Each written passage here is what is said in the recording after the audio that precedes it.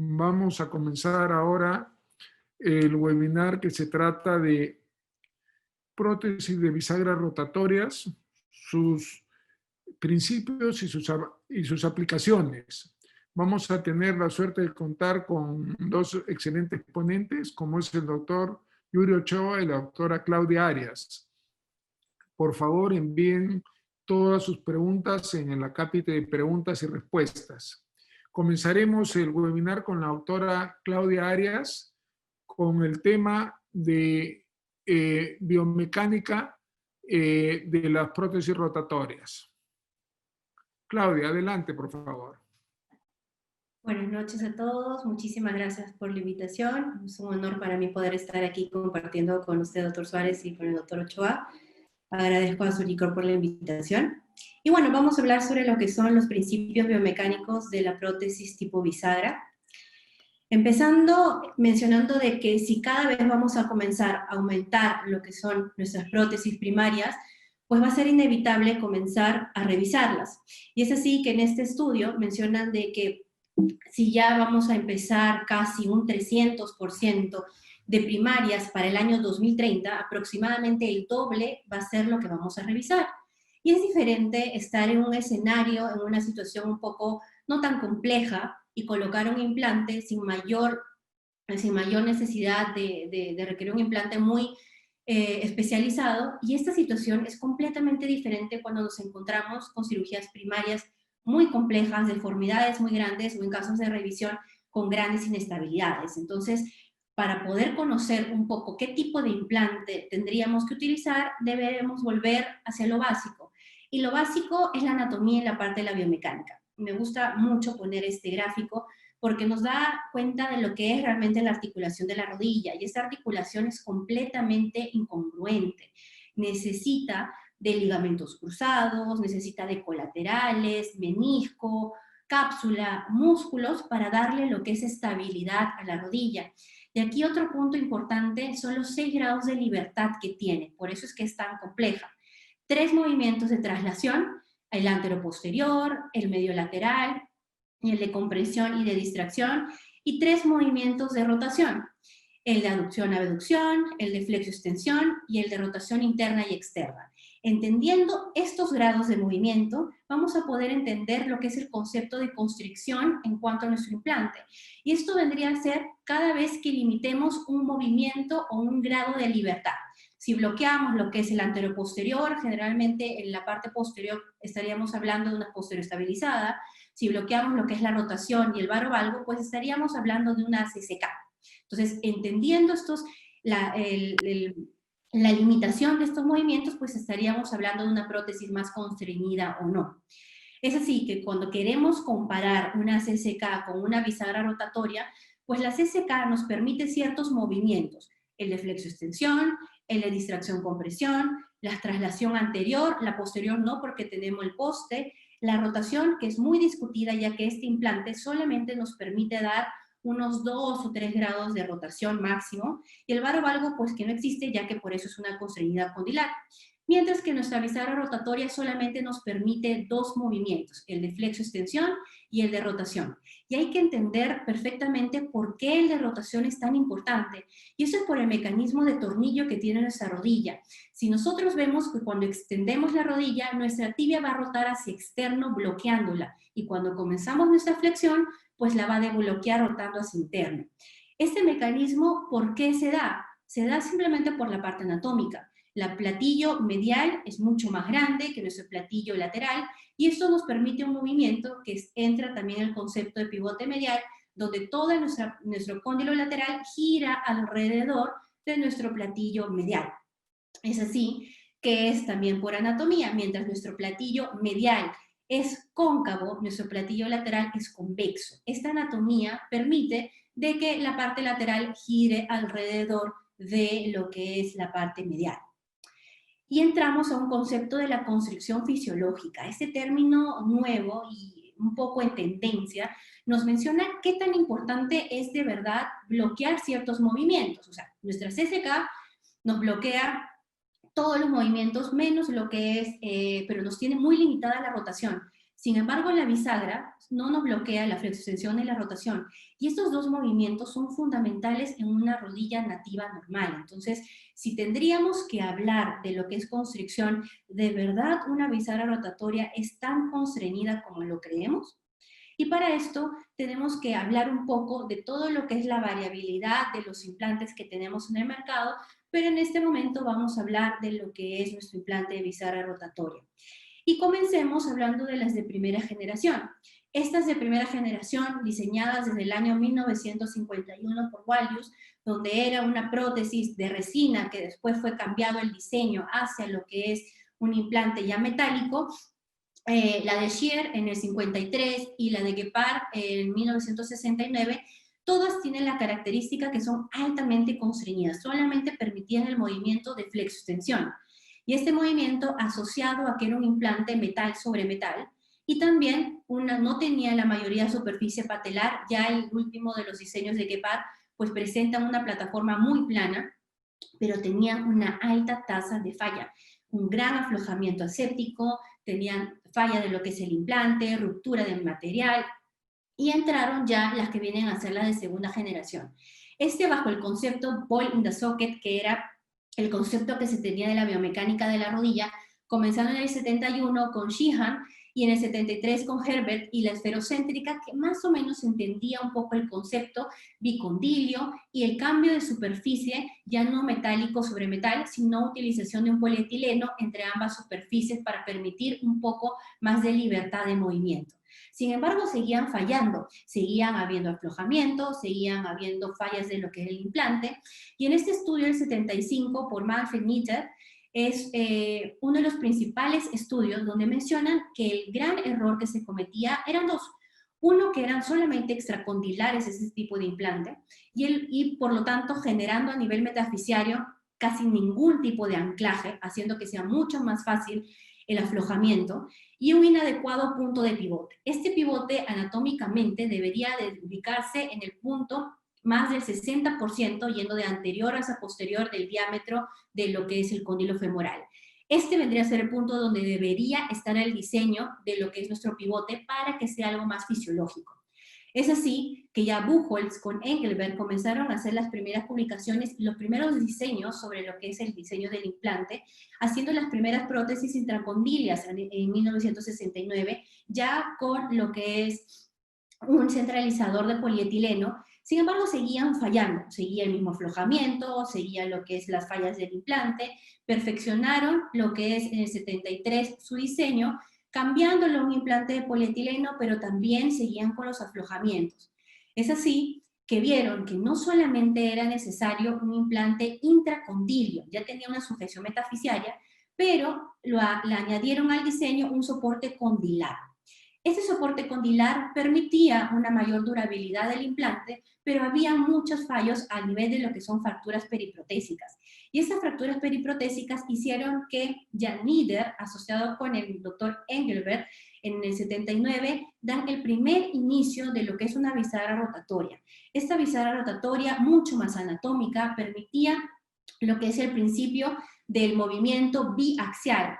Es decir, no solamente dando una flexoextensión, ya que este implante nos permite dar unos menos 2 grados de extensión hasta 142 grados de flexión y una rotación de 15 grados de rotación interna y externa, muy similar a la rodilla nativa, sino que tiene este acople que permite, que antes era de metal sobre metal, lo que generaba bastante debris, y esta evolución permite dar que solamente es el implante con polietileno sobre el pivote metálico.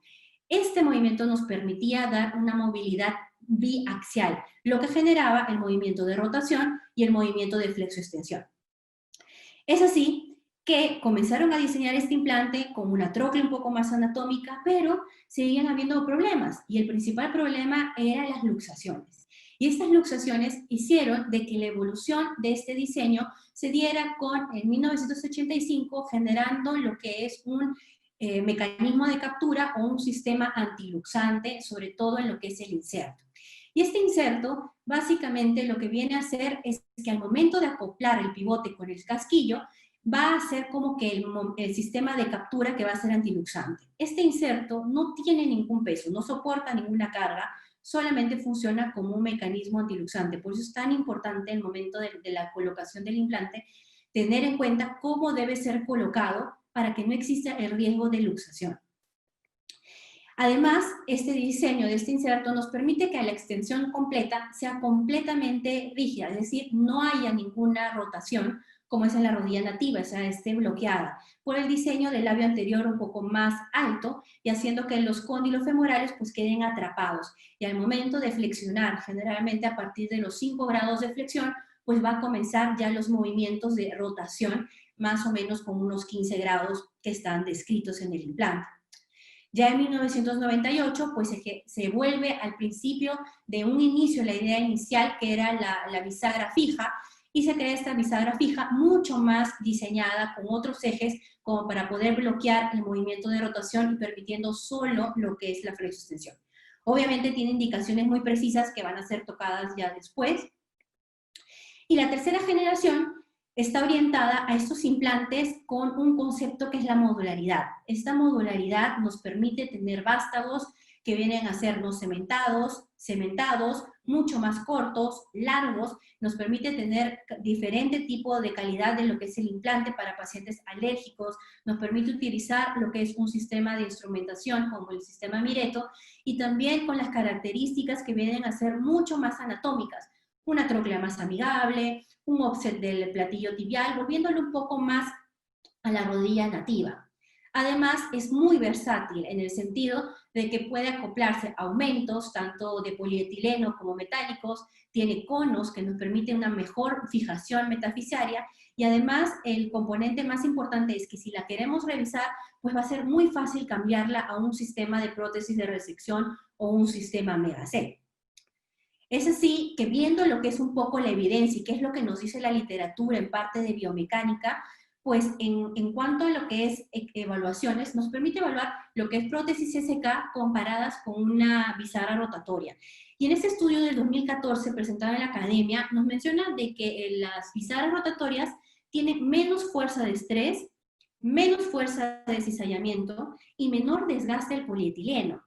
Entonces nos preguntaríamos por qué, si es una prótesis que es mucho más constreñida, nos causa menos sufrimiento en la prótesis y causa menos desgaste. Es por eso que tendremos que pensar si es que de verdad es tan constreñida como lo es, o si es que deberíamos de cambiar un poco esta constricción fisiológica, que es lo que deberíamos de empezar a entender. Este estudio del 2019, el año pasado, también menciona las diferencias entre ambos implantes. Y uno como terminando de concluir el concepto anterior, es que las SK generan mayor estrés a nivel de la tibia proximal. Y por micromovimientos en lo que son el implante, mientras que en las bisagras, el mayor grado de estrés se van a encontrar en la punta del vástago tibial, no tanto en lo que es la parte de la tibia proximal, y esto con mucha referencia por lo que es la fijación metafisiaria, además de lo que es el movimiento de rotación que tiene nuestro implante. En cuanto a las tasas de supervivencia y de aceptación para lo que es el paciente, este estudio del 2014 pues ya mencionaba en prótesis primarias, en cirugías primarias utilizando una bisagra rotatoria, casi un 100% de buenos resultados a lo largo de 2 años, y en cuanto a revisiones, casi un 80% de buenos resultados. Este estudio de Sanguinetti, en su propio trabajo, menciona que en general hay más de un 90% de buenos resultados funcionales y de supervivencia del implante a largo casi de 10 años. El último estudio, que viene a ser del año pasado en esta revista alemana, nos hablan casi lo mismo, llegando a las mismas conclusiones. Y dentro de ellas, que la sobrevida de nuestro implante a lo largo de 10 años varía entre un 51% a un 92.5%, que nuestras complicaciones varían también de entre un 9% hasta un 63%. Y si vemos por qué es tan variable, es porque, bueno, pusieron junto a las prótesis primarias con las de revisión.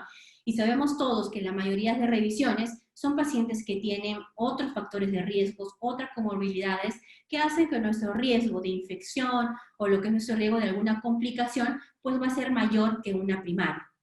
Además, todos estos pacientes tenían mejor rango articular y los scores funcionales también eran mejores a comparación de otro tipo de implante menos constreñido.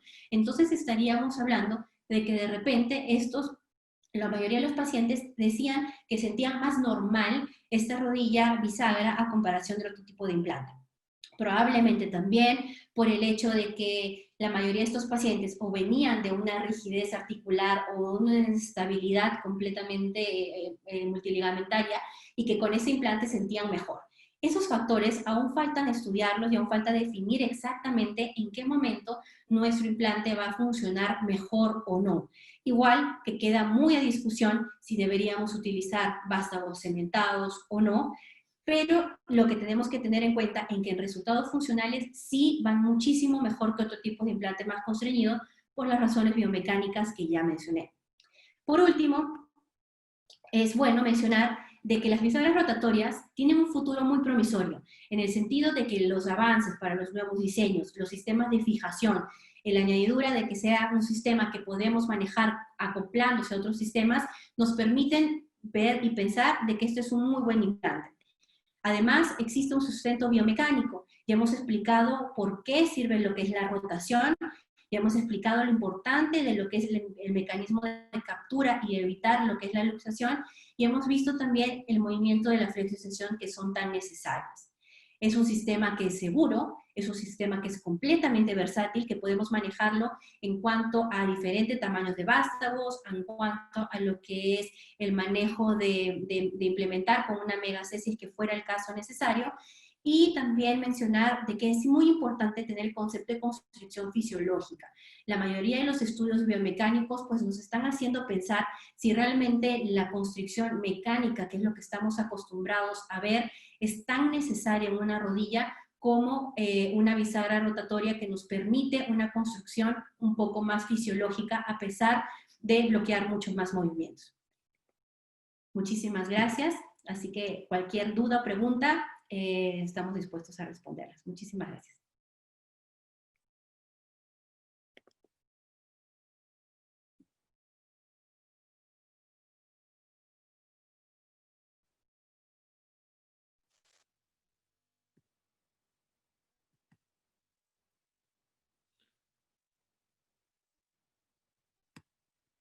¿Se está viendo o no? ¿Se está viendo la...? Sí, doctor, sí se le Sí se ve, doctor. Ahora vamos a hacer las indicaciones del uso de la bisagra rotatoria.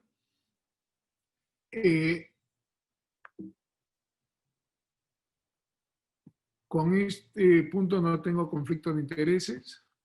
¿Cuáles son los objetivos? Es definir el concepto de constricción, que ya nos lo adelantaron, conocer la secuencia de construcción al elegir un implante, delimitar sus características de una artroplastía de rodilla con bisagra rotatoria y su biomecánica, definir las indicaciones del uso y mostrar los estudios que muestran el comportamiento de estos, su supervivencia y sus tasas de complicaciones. La prótesis de rodilla es un procedimiento muy exitoso que va a un 95% de supervivencia a los 15 años, pero conforme va aumentando hay un incremento de su tasa de revisión en el tiempo. ¿Y cuáles son los factores de supervivencia de esto? Es la estabilidad que se coloca la prótesis, la pérdida ósea que tiene y la cobertura de las partes blandas. La inestabilidad es una de las causas del 25% de las revisiones. Todo el mundo piensa que solo es las bisagras una prótesis alemana, si eso no es cierto. Lo que sí sabemos es que Themistocles Gluck en 1890 puso la primera prótesis de bisagra. No fue Walid, fue Themistocles Gluck en una paciente de 17 años con tuberculosis. Y obviamente no dio resultado porque no tenía los principios biomecánicos que tienen ahora. Ustedes pueden ver que Johnson & Johnson tiene la S-Room, Zimmer tiene la NetG, Stryker tiene la Global y Smith Nephew tiene la Legion. Y aparte tenemos el endomodel del Link. Lo que pasa es que en nuestro país, en Sudamérica, solo entraron las europeas. Las prótesis americanas nunca quisieron entrar, ¿no? Porque el mercado era muy pequeño, según ellos. Les vamos a hacer una pregunta para poder entrozarnos con el auditorio. ¿Cómo define usted el concepto de nivel de constricción? Suelí, a ver si la puedes poner. Según la capacidad de restringir la rotación, según la capacidad de compensar la flacidez ligamentaria, según la capacidad de limitar la flexión o según el grado de libertad del movimiento. Vayan votando y dentro de un momentito conversaremos a la relación de esto.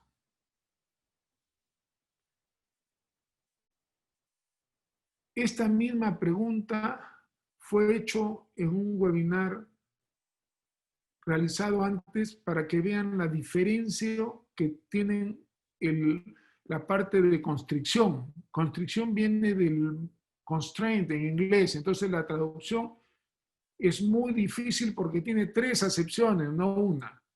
Y la parte real, si uno fuera a ver qué es constricción por la semántica española, es lo que permite apretar y permite estabilizar una rodilla. O sea, es la envoltura que tiene la rodilla que uno la estabiliza. Entonces, muchos creen que solo restringir la libertad de movimiento. No, eso no es constricción. Entonces, ahora vamos a seguir. ¿Puede retirarlo de la votación, por favor? Ya. Constreñimiento es la limitación de los movimientos entre dos. Retira la pregunta, Sueli. La limitación de movimientos entre dos estructuras en una articulación. Hay la parte extrínseco. Sueli, retira la votación, por favor. Sí, doctor, ya está retirado. No, está en pantalla, hija. Sigue en pantalla. ¿Continúo viendo? Ya, la puse a un lado, pero sigue en pantalla. Bueno, continuemos. Hay 2 factores, extrínseco y extrínseco. El intrínseco es el diseño de la prótesis. Cuando la prótesis no está bien diseñada, produce un mayor constreñimiento y puede producir una mayor pérdida. Y el extrínseco es lo que envuelve, que son cápsulas, ligamentos, músculos y partes blandas, que es lo que nosotros vamos a delimitar. Como hay una poca estandarización en esta terminología de los implantes, de los cirujanos investigadores, entonces esto dificulta cuando queremos comparar diseños. Las principales categorías del implante de uso actual, nosotros vemos que vamos desde la retención del ligamento cruzado posterior, que es la que menos limitación nos produce en el envoltorio, porque ahí debe estar, hasta los implantes de bisagra rotatoria.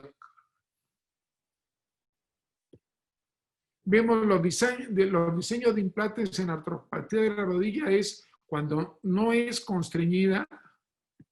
Vemos retención del ligamento cruzado posterior. Vemos que esta aumenta la fuerza del cuádriceps y nos disminuye las fuerzas a nivel de la interfase. Pero tenemos que puede haber un riesgo de ruptura del poste del ligamento cruzado posterior. Tenemos una pérdida de rollback femoral en algunos diseños. Luego tenemos la semiconstreñida, que es la que más usamos acá en el país con sacrificio del ligamento cruzado posterior. ¿Qué nos permite esta prótesis? Un balance ligamentario mucho más sencillo, que el gap en extensión y flexión sea correcto, no tenemos necesidad de corregir la contractura del ligamento cruzado posterior, pero tenemos un riesgo de pinzamiento post-cam o luxación. Tenemos un aumento del desgaste del poste del polietileno tibial y podemos tener un clamp patelar.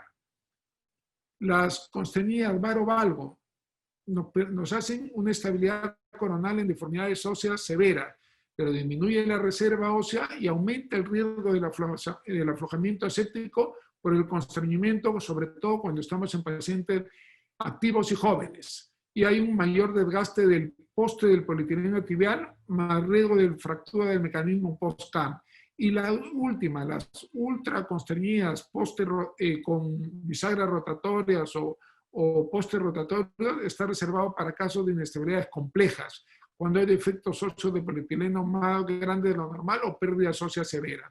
Tenemos un aumento del riesgo del aflojamiento aséptico por el aumento de constreñimiento, pero acuérdense que ya estamos en otra generación de de las prótesis. La constricción versus el estado ligamentario. Ven que las no constreñidas tenemos que tener los 4 sectores bien, el mecanismo extensor, el ligamento colateral medial, el colateral lateral y el ligamento cruzado posterior. Y vamos subiendo hasta la ultra constreñida, en el cual necesitamos tener el mecanismo extensor bien para que funcione. Cuando no lo tenemos bien, pasamos a la bisagra pura, que permite poder atacar cuando hay problemas del mecanismo extensor. La otra pregunta, a ver, Sueli, ¿cuáles son las indicaciones selectivas de un implante de bisagra rotacional? ¿Es el defecto no contenido, la incompetencia ligamentaria, el déficit del capital óseo o todas las anteriores?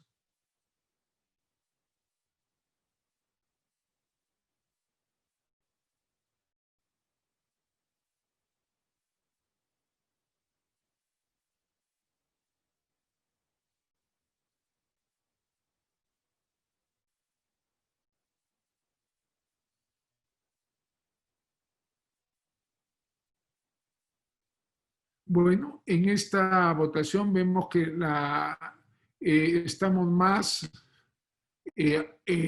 con el concepto de lo que se debe. Entonces, sabemos que un implante de bisagra rotacional se usa cuando hay una incompetencia ligamentaria, cuando tenemos también problemas de capital óseo y cuando hay defectos. La prótesis de bisagra rotatoria une los componentes, tanto la tibia como el fémur. Usa vástagos largos y cilindros. ¿Por qué? Para mejorar la estabilidad. Ahorita vamos a ver por qué. Ahora las nuevas prótesis permiten tener más partes para poder usarlas bien. Significa stems, tener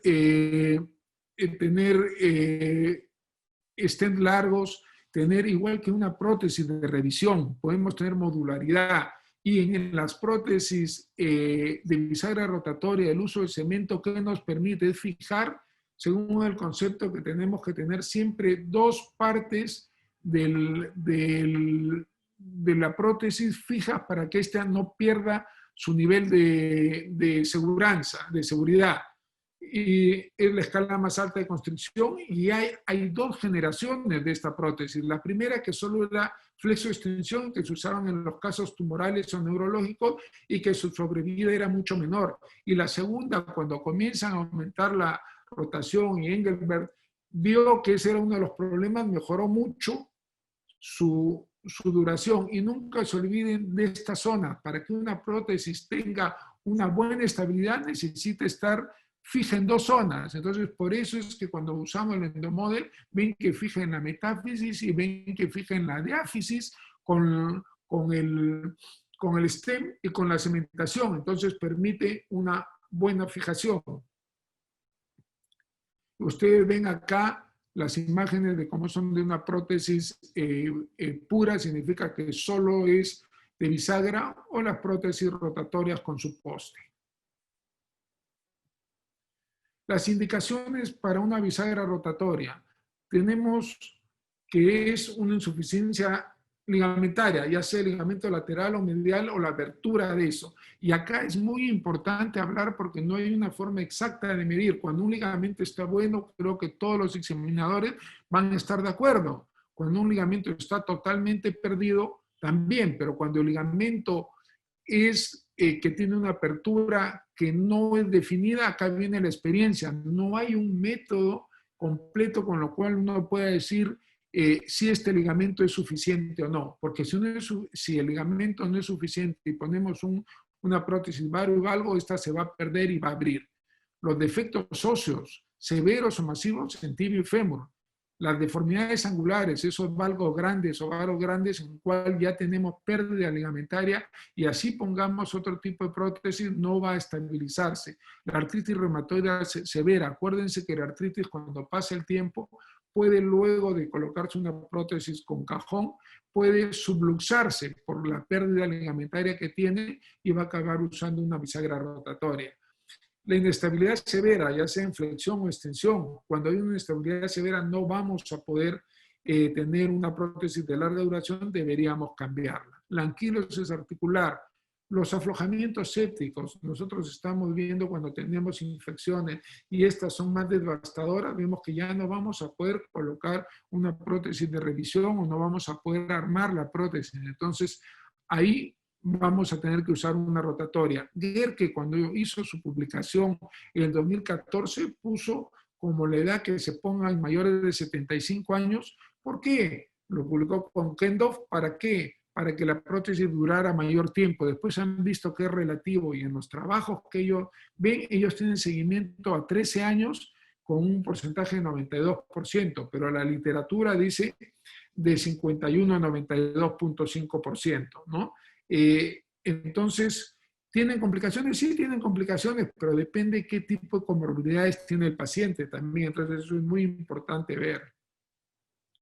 Vamos a presentar unos casos clínicos para que vean. Una mujer de 65 años con antecedentes de artroplastía de cadera hace 10 años, tiene basal intradomiciliario con apoyo de bastón y tiene una rodilla izquierda valga de 20 grados y un movimiento no reductible, que es importante. ¿Qué significa? Que cuando uno hace la maniobra para colocar derecha la pierna, esta no reduce. Vemos acá la paciente con un valgo importante. Vemos el valgo, vemos la apertura total de esta tibia, lo cual ya sabemos que hay una insuficiencia ligamentaria clara, que no la vamos a poder corregir. Vean, y es más, acá, cuando examinamos en sala de operaciones, vemos cuánto abre la rodilla. Imposible poder colocar otro tipo de prótesis. Y colocamos, y lo que a mí me interesa es que vean esta como campanita. Cuando vean esta campanita en la parte frontal, saben que es una bisagra rotatoria. Cuando no aparece nada, es una bisagra pura.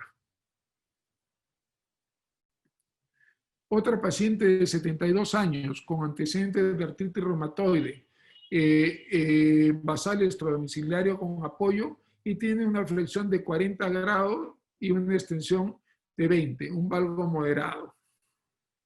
Vean esta paciente, es una rigidez y un déficit funcional marcado. Vean las radiografías en lo que se pierde. Entonces, acá no nos quedó más que poner. El doctor Iuri Ochoa pondrá los tips que hay que poner para que quede bien el stem quede bien colocado, que tenga una buena cementación y que pueda seguir todos los pasos para que sea una rodilla exitosa. Tenemos otra mujer de 76 años con un movimiento de 20 a 90 grados, varo no reductible, con una contractura en flexión. Entonces vemos este paciente, miren la rigidez y la parte del varo grande. Vean la radiografía con una pérdida ósea en la parte medial y vemos que acá le colocamos una prótesis de bisagra rotatoria. Tenemos otra paciente de 69 años con un movimiento mejor, con un valgo moderado reductible, pero tiene en un lado y en el otro tiene un valgo severo.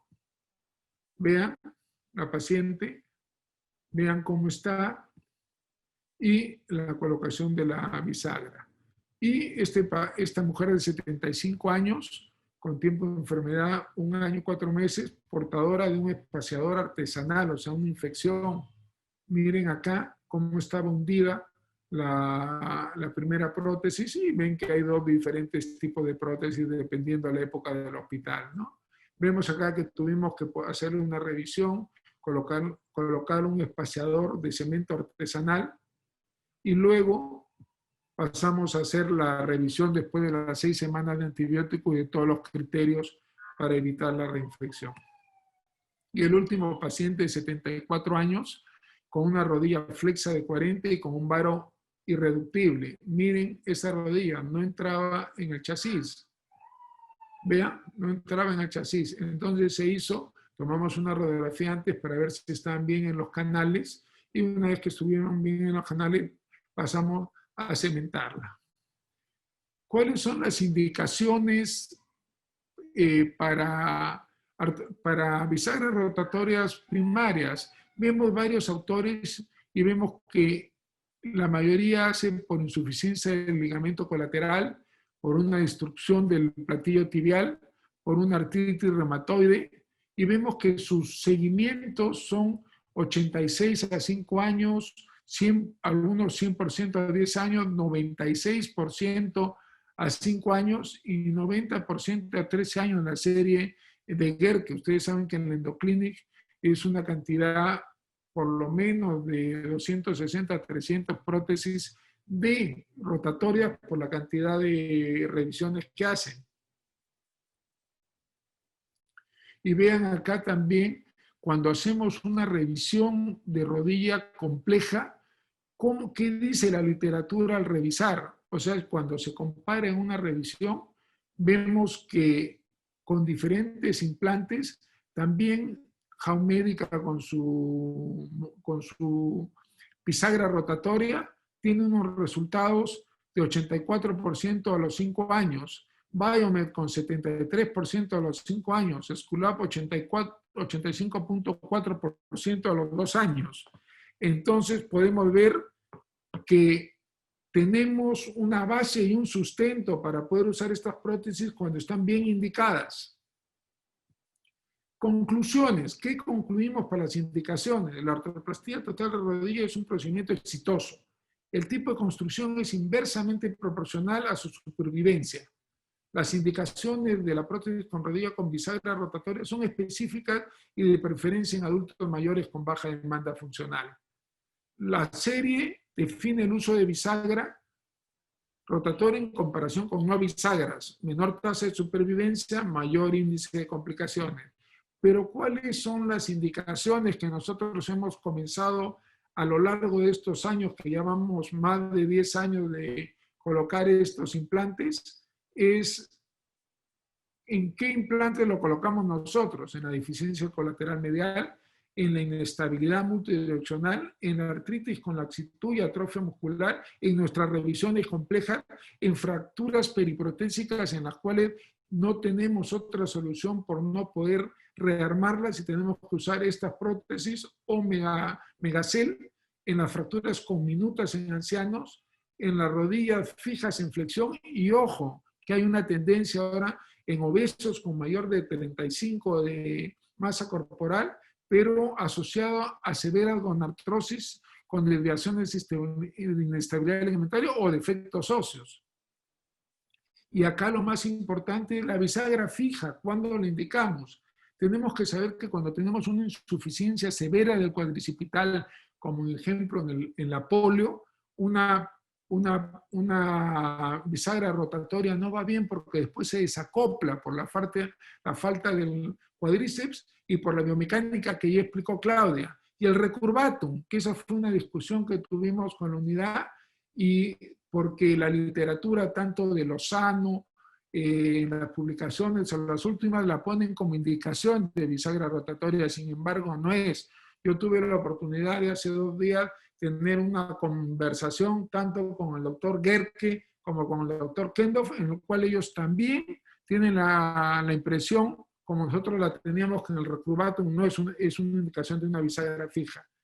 Y para cualquier cosa estamos a su servicio. Este es mi mail. Muchas gracias.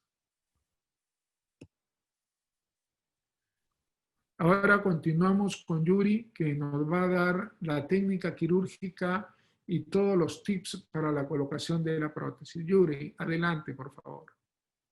Muy buenas noches a todos. Para mí es un gusto y agradecer en primer lugar al doctor Rolando Suárez por la oportunidad de estar en este webinar y estar junto con Claudia y obviamente el agradecimiento a Surgicorp.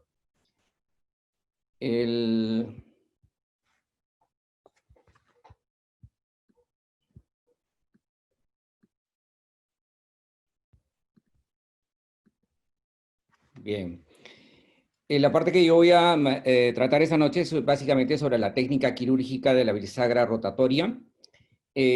Cuando revisamos la literatura, nos vamos a encontrar con publicaciones de casos tan espectaculares como de este ortopedista chino, que mostró cómo logró resolver a un paciente que tiene desviaciones en valgo de 90 grados bilateral. Entonces, nos ponemos a pensar, realmente, ¿no es cierto?, tenemos la posibilidad hoy en día de resolver casos tan complejos. Y cuando revisamos realmente la literatura sobre bisagra rotatoria, realmente la opción es para casos primarios complejos y revisiones, como acaba de señalar el doctor Rolando. Pero hay una publicación, por ejemplo, que nos llamó la atención sobre que tenemos que tener precaución en su uso. Yo creo que no es precaución. Precaución yo creo que significa hacer una planificación preoperatoria adecuada, y yo creo que acá es cuando comienza la técnica operatoria, porque quienes planifican se dice vamos a operar 2 veces, y yo creo que el éxito realmente de esta bisagra rotatoria en sí, de cualquier prótesis, está realmente en la planificación que hagamos, en la edad, el peso corporal, las incisiones previas. Recuerden que estas son cirugías complejas, ¿no es cierto? Evaluar cómo es la marcha, cómo es la deformidad, cómo es la posición del tobillo, el pie, la deformación de la cadera, ¿no es cierto? Y algo que Rolando vio y resaltó era sobre las insuficiencias ligamentarias.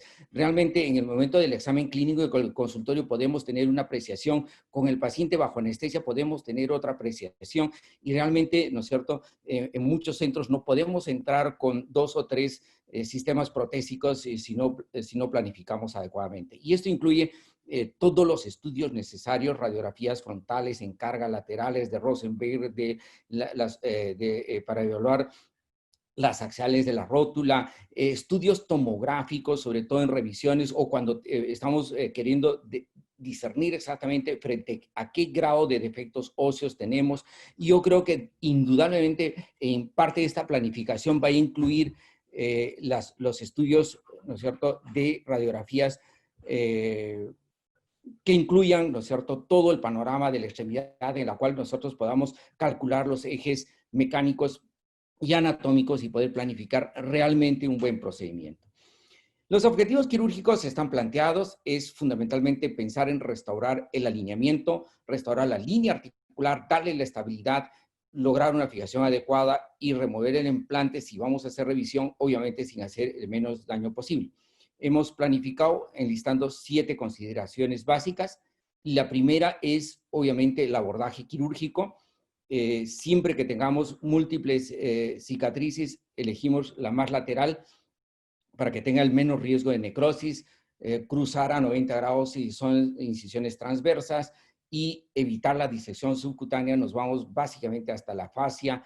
Vamos a entrar por lo general por una incisión parapatelar medial. Esto es importante en esos valgos severos. Hemos ingresado muchas veces por una parapatelar lateral. No hemos tenido una experiencia muy buena, que digamos, pero son opciones quirúrgicas. Recuerden que esta prótesis amerita que nosotros tengamos que esqueletizar todos los ligamentos, tanto medial como lateral, exponiendo prácticamente toda la epífisis y metáfisis y parte, ¿no es cierto?, de la diáfisis incluso femoral, hasta el punto que podamos colocar un dressing por detrás de los cóndilos. O sea, es una liberación, un peeling de 360 grados, como lo manifiestan, de tal manera que podamos tener un abordaje adecuado.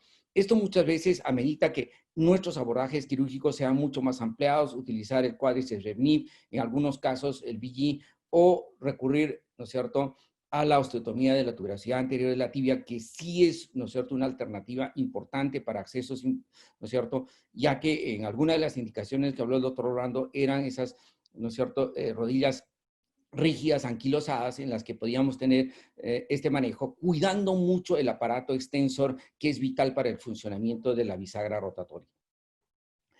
El paso quirúrgico en relación a la preparación tibial, utilizamos el centro del sulcus, un punzón, luego vamos a dilatar con una fresa de 8 milímetros y luego vamos a comenzar a arrimar el canal tibial, dilatando progresivamente hasta tener, ¿no es cierto?, que raspar un tanto de cortical que nos da el diámetro promedio del vástago que vamos a utilizar. utilizamos una guía tanto intramedular como extramedular para guiarnos sobre un corte lo más perpendicular al platillo tibial, tratando de resecar para las primarias no más de 10 milímetros y en lo posible 2 milímetros para las revisiones. Y vamos a completar mucha de la osteotomía prácticamente a mano alzada. El punto crucial yo creo que es en lograr un centrado adecuado de la raspa en cruz, guiándonos fundamentalmente por una serie de parámetros anatómicos para que no logremos una rotación adecuada del implante, que esto es vital, ¿no es cierto?, en el paso quirúrgico tibial y femoral. En el lado femoral retiramos, como en todo caso, en primer lugar, todos los osteofitos, medimos la prótesis y vamos a iniciar encima del canal intercondilio, dilatamos muy pegado a la cortical posterior. Vamos a utilizar, ¿no es cierto?, nuevamente el fresado y dilataremos posteriormente el canal, ¿no es cierto?, femoral nuevamente con fresas hasta tener un toque con la cortical. Luego, el otro paso crucial es la posición realmente del corte del cajón. Tener en cuenta que la rotación femoral va a ser crucial en este caso. Hay, ¿no es cierto?, líneas anatómicas que podemos, ¿no es cierto?, seguir y haremos, ¿no es cierto?, progresivamente el corte femoral. Hemos iniciado en un punto femoral, ¿no es cierto?, bajo. Vamos a dilatar la parte superior para lograr un anclaje adecuado del cajón de corte, ya que, ¿no es cierto?, hemos pensado en reproducir lo que dijo la doctora Claudia, el offset posterior a un 60%, donde se genera ese pivot, ¿no es cierto?, rotatorio en la bisagra. Después continuaremos con el corte superior. Y una vez que logremos ya definir la posición, colocaremos un tapón en el canal medular, ¿no es cierto? Probaremos los implantes y decidimos realmente la posición real. El paso quirúrgico de cuarto grado es identificar fundamentalmente los defectos óseos que tengamos. Utilizamos la clasificación de Anderson. Recuerden que estas son prótesis muy complejas que pueden tener defectos per se y obviamente, ¿no es cierto?, hay que ver lo que dijo Rolando según, ¿no es cierto?, la publicación de Morgan, que nuestra prótesis tiene que tener mínimo 2 puntos de sustentación de fijación. Por lo tanto, las reconstrucciones metafisiarias van a ser, ¿no es cierto?, importantes. Utilizaremos cemento, aumentos, metal trabecular o finalmente polietileno. El paso quinto, que es también, ¿no es cierto?, crucial en la biomecánica funcional de la nueva rodilla, es reproducir la interlínea articular, y para esto tenemos reparos anatómicos importantes como los epicóndilos, la cabeza del peroné, la inserción del tendón rotuliano y muchas veces incluso recurrimos a radiografías previas antes de la primera prótesis para calcular exactamente la interlínea articular que tenía ese paciente. Recuerden que el componente femoral es crucial para esto, sobre todo en la zona posterior. Cuando no reproducimos el offset posterior, nos van a generar, ¿no es cierto?, una serie de inestabilidades funcionales. Por lo tanto, ubicar la posición del componente femoral es crucial para reproducir la interlínea articular. En el caso que estemos utilizando polietilenos más de 15 milímetros, obviamente, ¿no es cierto?, es un factor que nos va a elevar la interlínea articular y hay que ver, ¿no es cierto?, de tratar de corregirlo. Una de las publicaciones importantes, cuando sobre todo hay defectos óseos importantes y no tenemos mayores reparos anatómicos, es utilizar lo que en algún momento publicó Romero, que midiendo el ancho metafisiario a nivel epicondilio, lo multiplicamos por 0,4 y nos da más o menos una distancia de 2,5 del epicóndilo medial, que es donde eventualmente debe quedar nuestro inserto femoral para, ¿no es cierto?, tratar de reproducir la interlínea articular. El siguiente paso es, ¿no es cierto?, importante realmente para la funcionalidad y la estabilidad del implante en relación a reproducir realmente la rotación fisiológica normal que tiene el fémur y la tibia, para que este implante, ¿no es cierto?, pueda tener una adecuada función biomecánica. Sabemos que la rotación, sobre todo interna femoral, es básicamente dañina, nos genera inestabilidad, nos genera desgaste y realmente muchos de los parámetros anatómicos que tenemos, tanto para ubicar las rotaciones, tanto en el fémur como en la tibia, en estos pacientes pueden estar severamente alteradas y, ¿no es cierto?, eso dificulta muchas veces lograr un posicionamiento rotacional adecuado. Entonces hay que recurrir incluso a controles fluoroscópicos intraoperatorios que nos permitan, digamos, evaluar de alguna manera la posición rotacional, ¿no es cierto?, que es lo ideal. Una vez que ya definamos la posición exacta de los implantes, la cementación también es crucial, tratar de que tengamos un canal, ¿no es cierto?, femoral y tibial limpio. Para eso usamos, ¿no es cierto?, el lavado del canal, colocamos ácido tranexámico dentro del canal para, ¿no es cierto?, que nos ayude en el momento de la cementación.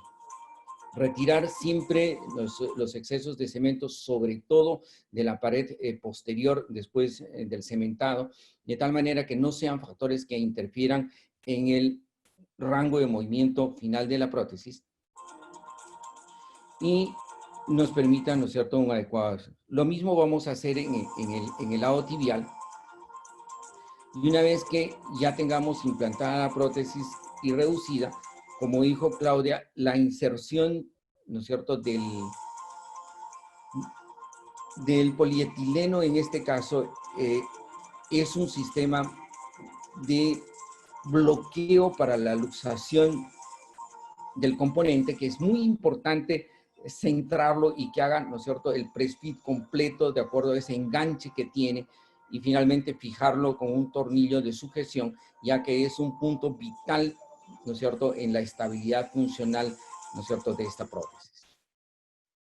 El paso quirúrgico último va a ser evaluar realmente la patela, factores de riesgos importantes como cuando invadimos la articulación patelofemoral o tenemos una patela medial o superior o no hemos logrado una rotación adecuada de los componentes femorales y tibiales, van a ser factores de fracaso. Varias alternativas de manejo, ¿no es cierto?, según lo que se pueda, ¿no es cierto?, manejar. De tal manera que cumpliendo todos los parámetros adecuados podemos lograr una técnica quirúrgica adecuada y reproducir lo que nosotros queremos. Ya mencionó Rolando que al ser esta característica de la bisagra rotatoria, de reproducir un poco más la biomecánica funcional de la rodilla, tiene tasas de satisfacción incluso más altas, ¿no es cierto?, que prótesis de menor constricción y sobrevidas importantes. Obviamente que la sobrevida de estas prótesis es muy variable, ya que estamos hablando para casos primarios muy complejos, o obviamente para cirugías de revisión, y realmente la experiencia en el manejo de esta prótesis no es alta, lo que hace la posibilidad, ¿no es cierto?, de tener, digamos, fracasos. Las complicaciones en general, reporta la literatura, generalmente procesos infecciosos, ya que, recuerden, son cirugías mucho más complejas, los tiempos operatorios pueden ser mayores, y en segundo lugar refieren, ¿no es cierto?, problemas patelares que realmente es importante, ¿no es cierto?, tratarlos de corregir. Para concluir, yo he resumido que cuando pensemos en la prótesis de la bisagra rotatoria, hay que tratar de conservar la mayor estructura ósea posible o restaurarla de alguna manera. El posicionamiento y la fijación de los implantes yo creo que es crucial, sobre todo en el eje rotacional, restaurar la interlínea articular, permitir una adecuada funcionalidad de nuestra nueva prótesis y tener una buena cobertura de tejidos blandos y tratando de, ¿no es cierto?, proteger mucho el aparato extensor. Por último, para que no nos preguntemos al final de nuestra cirugía por qué falló nuestra prótesis, yo creo que el diagnóstico correcto, el tener claro por qué vamos a hacer una revisión, si vamos a entrar a hacer la revisión, planificar bien y cumplir, ¿no es cierto?, con todos nuestros objetivos, y de esta manera, ¿no es cierto?, la solución de los problemas pueden ser, ¿no es cierto?, mucho más fáciles y más simples. Muchísimas gracias.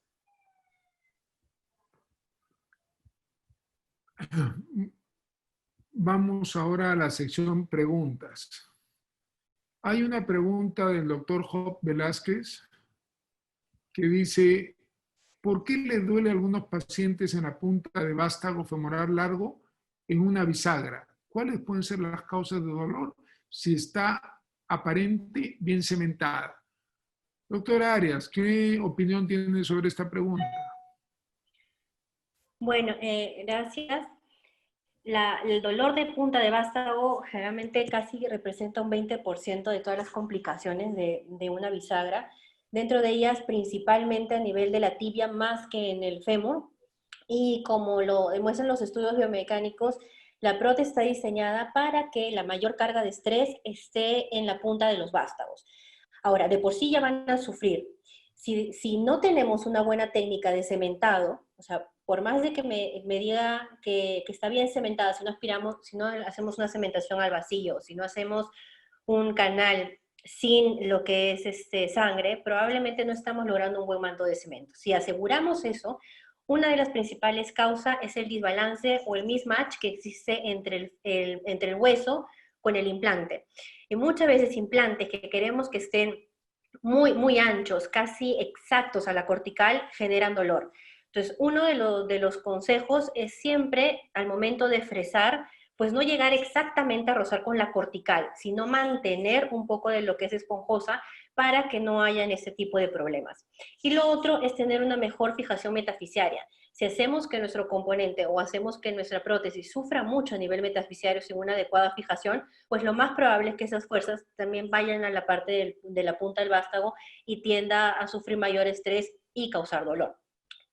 Por último, se recomienda con estos implantes ahora modulares es poner un vástago quizás un poco más corto, si es que fuera el caso, y también tratar de que no sea tan press-fit, o sea, ser lo más cercano al diámetro del canal, pero no exacto ni a rozar lo que es la cortical para no tener el problema de lo que es el dolor en punta. Yuri, ¿algo que agregar? Yo creo que una de las características propias de esta prótesis es que justamente tiene una punta en el vástago que permite un centrado adecuado. Cuando no logramos un punto central de este vástago y nos pegamos realmente a una de las corticales, sobre todo por la configuración de esos fémurs más curvos, entonces probablemente esa solicitación de fuerzas más sobre la cortical anterior podría ser una causa importante de dolor, ¿no es cierto?, transmitido a través del vástago con una adecuada cementación. Pero recalco, la prótesis, el diseño real de la prótesis tiene en la punta del vástago como una estrella de posicionamiento que nos permite, ¿no es cierto?, distribuir mejor y centrar adecuadamente en el momento de la cementación.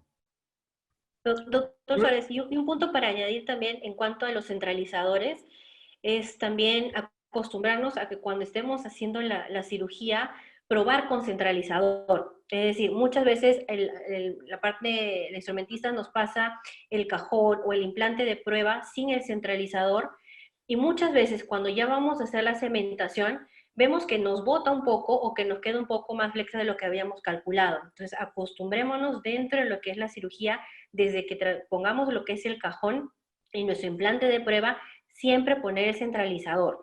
Y acordémonos de que existen 3 tamaños, por lo tanto tenemos que adecuarnos al canal que vamos a tener para poder colocar un centralizador adecuado. Todo esto nos va a evitar un aflojamiento, un dolor de punta, entre otras cosas, ¿no? Yo agregaría que en muchos lugares a la hora de la cementación lo hacen a mano porque no tienen, pero una cementación para que esté bien hecha debería ser como cuando uno cementa un exéter de cadera, o sea, perfecta, debería hacerlo con una pistola para que haya un fluido normal.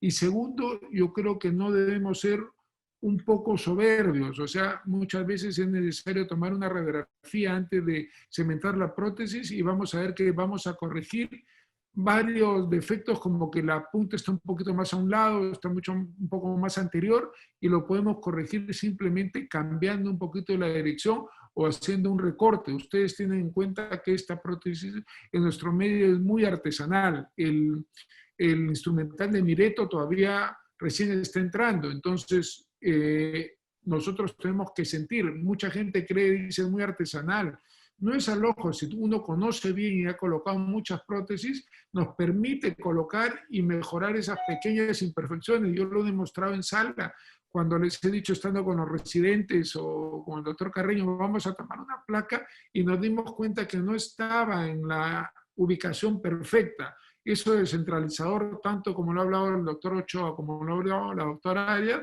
es realmente muy importante porque nos permite ver.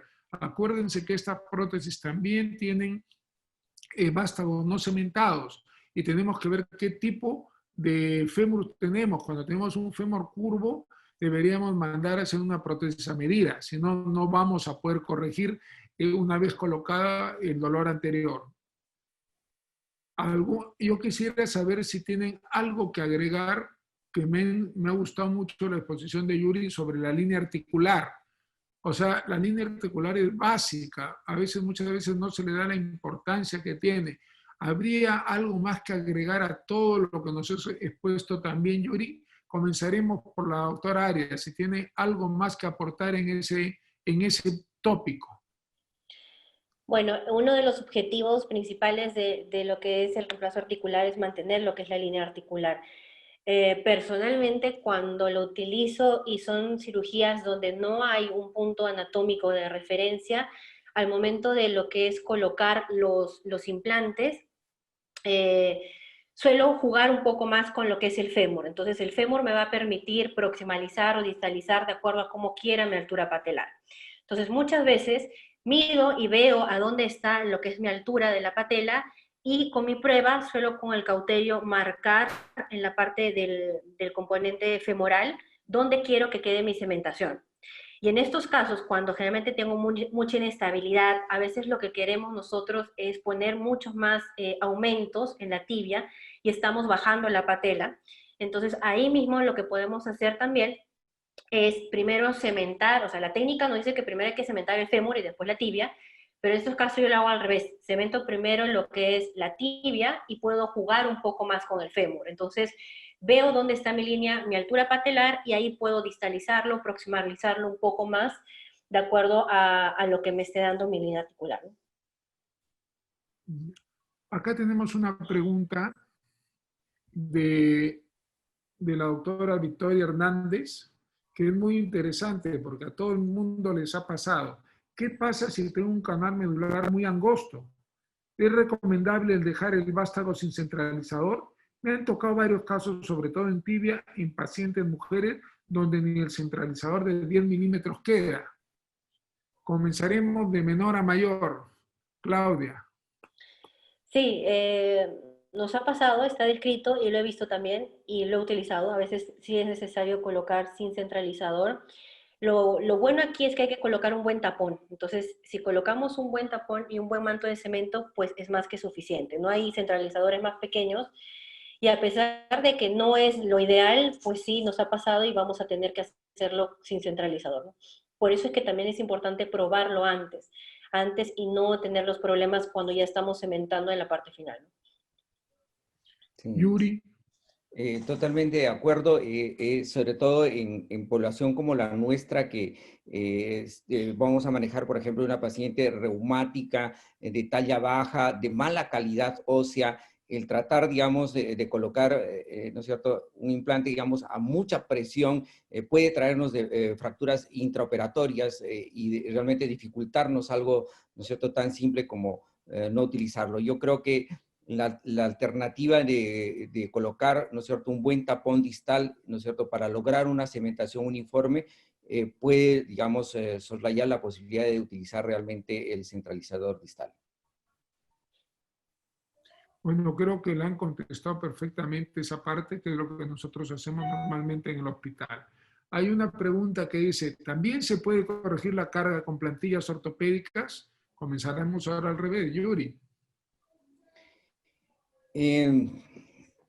Dentro de la planificación preoperatoria de estos pacientes, sobre todo los que tienen esas rodillas valgas extremas, normalmente se asocian a trastornos rotacionales desde la cadera, aumento de la anteversión femoral, esos tobillos en valgo, que obviamente van a alterar finalmente la marcha.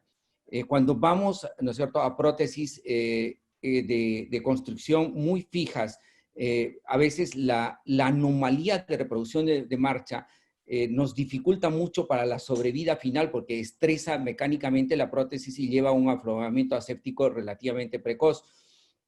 Yo creo que una de las grandes ventajas de la bisagra rotatoria es ese giro rotatorio de 15 grados, tanto en rotación interna como externa, que nos permite un juego adicional. Pero indudablemente, si el paciente tiene algún defecto adicional del apoyo en el pie, yo creo que es indispensable tratar de corregir la mejor mecánica posicional de estos pacientes, ya que son pacientes, como referí, sobre todo los valgos que tienen insuficiencia del tibial posterior, talos valgos, que de alguna manera hay que tratar de mejorar la estabilidad funcional de toda la extremidad. Claudia. Como lo mencionó el doctor Yuri, creo que si de inicio lo vamos a plantear, pues creo que no, ya estaríamos haciendo un manejo completo al paciente después, cuando habemos corregido ya lo que es el alineamiento y la estabilidad de la rodilla y podremos pasar ya a lo que es el manejo del pie y del tobillo. Antes, como única solución, pues no la plantearía de inicio, ¿no? Bueno, creo que estamos bien. ¿Alguna otra pregunta los expositores quieren hacer o acotar? ¿No? Y yo creo que señalar lo que refirió Claudia, que realmente esta es una prótesis cuya construcción es más fisiológica, si bien, ¿no es cierto?, está diseñada para resolución de casos muy complejos, como lo muestra, ¿no es cierto?, como lo ha mostrado usted, doctor Rolando, lo muestra la literatura, nos da esa versatilidad de reproducir un poco más la anatomía giratoria que tiene la rodilla, y eso hace por eso la satisfacción y la sobrevida, ¿no es cierto?, es, ¿no es cierto?, mayor y comparable, ¿no es cierto?, a prótesis primarias, pese a que los casos en que se está indicando son realmente complejos. Yo creo que esa versatilidad, esa característica propia de lo que, ¿no es cierto?, Claudia lo señaló como la construcción fisiológica, es un concepto, ¿no es cierto?, importante a recalcarlo esta noche. Sí, además de la versatilidad, de la modularidad que tiene este implante, también otra cosa importante son aquellas complicaciones que se puedan presentar y que no está exento este implante, que es durante la cirugía, y probablemente muchos nos lo pueden haber reportado, que es en cuanto al tracking patelar. Y para lo que es el tracking patelar, hay, bueno, al menos varios tips, pero dentro de ellos es general siempre al momento de hacer el cajón, darle un poquito más de rotación externa. Esa rotación externa nos va a permitir un mejor tracking patelar, y lo otro es manejar bien lo que es la anteriorización o posteriorizar lo que es el componente. La mayoría de nosotros, cuando es una revisión y cementamos, muchas veces se nos tiende a ir hacia anterior, lo que es nuestro componente femoral. Tengamos mucho cuidado y mantengámoslo siempre más bajo de lo que nosotros podamos pensar, porque eso sí nos va a generar un conflicto femoropatelar que está muy descrito. Entonces, no es como usted también lo mencionó, doctor Suárez, no es que sea todo al ojo y artesanal. Creo que necesitamos saber cómo colocar, saber los principios, cómo colocar una prótesis para que no nos falle. Si no sabemos, probablemente se nos vaya a complicar mucho, y ahí demostrar en la literatura luxaciones patelares, etcétera, por estos pequeños detalles. Entonces sí tengamos en cuenta mucho de estos factores que nos van a llevar a una buena evolución y una buena sobrevida de lo que es nuestro implante, ¿no? Yo justo dije eso que parecía artesanal, pero si la gente no conoce los principios de la prótesis, pareciera muy fácil y tú tienes que conocerlos demasiado bien para corregir. Acuérdense que la bisagra rotatoria es muy amigable con la rótula. Es un implante que está demostrado por los trabajos que es amigable con la rótula. Entonces nosotros tenemos que corregir todas las partes y ese es un error, como lo ha dicho Claudia, nosotros levantamos mucho la prótesis y permitimos que haya un choque rotuleano. Vamos a hacer una pregunta acá. En caso que Carlos Ugarte nos manda, en caso de efectos femorales importantes, los aumentos femorales de la bisagra rotatoria, ¿de qué manera asegura la estabilidad rotatoria del implante? Claudia. Los aumentos femorales que tiene la bisagra rotatoria generalmente vienen dos, que vienen a ser los de polietileno. Los de polietileno, el problema es que tienen una alta tasa de falla por aflojamiento. Entonces, cuando hay un aumento, cuando hay un gran defecto femoral, la idea es colocar un cono que tiene la misma empresa Link, tiene los que son los Trabeculink, y se podría de Tilastán, que se podrían utilizar y que tienen una mejor fijación. Acordémonos lo que mencionó tanto el doctor Suárez como el doctor Ochoa, lo que son las zonas de fijación. Si mejoramos esta zona metafisiaria, lo vamos a poder lograr una mejor sobrevida. Entonces, mejor sería lo que es un cono. Además, esta bisagra nos permite ser compatible con la mayoría de los conos, al menos los que hay en el mercado sí nos permite ser compatible y podemos utilizarlo, más allá que los propios aumentos que tienen, ya que por el mismo polietileno puede generar cierto aflojamiento, ¿no? Yuri, Yo creo algo que diferente. Claudia señaló que, y usted también lo describe en su presentación, que esa fijación en dos puntos, idealmente metafisiario y diafisiario, tenemos que garantizar al momento de colocar este implante. Y realmente lo que en alternativas de solucionar defectos óseos, yo puse casi al final la utilización realmente de los insertos para ver. Yo creo que definitivamente la reproducción, ¿no es cierto?, con el metal trabecular nos da muchas alternativas hoy en día de solucionar o tratar de solucionar grandes defectos óseos a los que vamos a tener que vernos inmiscuidos cuando tengamos que utilizar este tipo de prótesis. No olvidemos, yo le doy una vuelta a la pregunta de Carlos Ugarte, que no es solo que lo vamos a resolver con un material trabecular o con los aumentos, porque para mí los aumentos del endomodel son muy pobres para un defecto femoral óseo. Yo pienso siempre en tener la posibilidad B, la alternativa B, que ya nos ha pasado, usar una megaprótesis o subir más de tal manera que podamos resolver. Obviamente estas megaprótesis tienen sus defectos porque muchas veces no van a tener dos puntos de fijación, pero es la solución cuando tenemos defectos grandes, ¿no? Y ya cambia el tipo de tratamiento. El doctor Carreño está haciendo una pregunta acá. En paciente con defecto óseo y con valgo severo, pero reductible, ¿qué prótesis estaría indicado? Yuri. Definitivamente, si nosotros vamos a pensar en una CCK que puede, ¿no es cierto?, controlar de alguna manera, ¿no es cierto?, la estabilidad valgo, el defecto óseo probablemente sea un gran problema, ¿no es cierto?, para resolver en este tipo de prótesis. Yo creo que definitivamente la utilización de una bisagra rotacional nos da, ¿no es cierto?, mejor posibilidad de corregir valgos mucho más importantes con defectos óseos al mismo tiempo. Claudia. Pues dependería saber el tipo de defecto óseo que tiene y también ver la inestabilidad. Si es un valgo severo, reductible, que está dependiente básicamente ligamentario y no tanto óseo, pues igual creo que iría de primera instancia por una bisagra, ¿no? Ya, yo voy a tomar la pregunta diferente, ¿no? Si es valgo severo, debe estar encima de 15 o 20 grados, si no, no es valgo severo, por definición. Entonces, si tiene defecto óseo, lo que acá es tan importante decir, que es lo que yo expuse, en que uno nunca puede ver cómo está la estabilidad ligamentaria.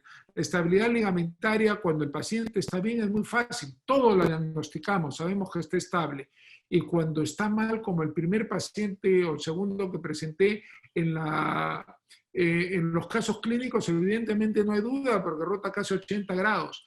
Pero esos que están en intermedio, y que realmente reducen, pero no está estable, ese ligamento está deficitario. Entonces, ¿qué va a ocurrir? Si nosotros no tomamos una buena decisión, va a ser que la prótesis que ponemos, que sería varo valgo, va al poco tiempo a perderse y a abrir de nuevo. Entonces yo creo que ahí lamentablemente funciona esto que tengo acá yo, las canas y la experiencia.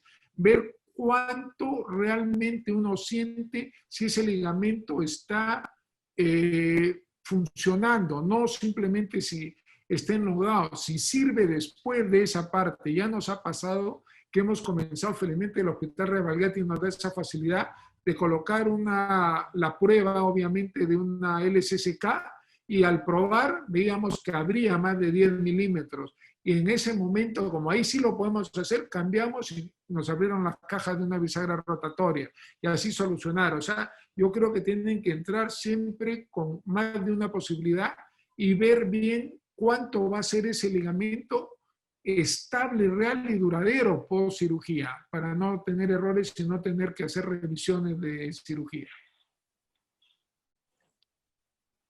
Bueno, yo creo que ha sido muy interesante, muy provechosa. He aprendido mucho con los compañeros que tengo al lado. Me he sentido muy cómodo porque hemos podido conversar de un tema de bisagra rotatoria. Y si no tenemos más preguntas, agradeceríamos a la firma Suricor por la posibilidad, por la invitación que nos dio y a los excelentes panelistas que hemos tenido esta noche acompañándonos. Entonces nos veremos en otra oportunidad para discutir otro tema. Muchas gracias. Muchas gracias, doctor Suárez. Muchas gracias, Claudia. Muchas gracias, doctor Ochoa. Gracias. Gracias a todos. Buenas noches. Buenas noches. Buenas noches.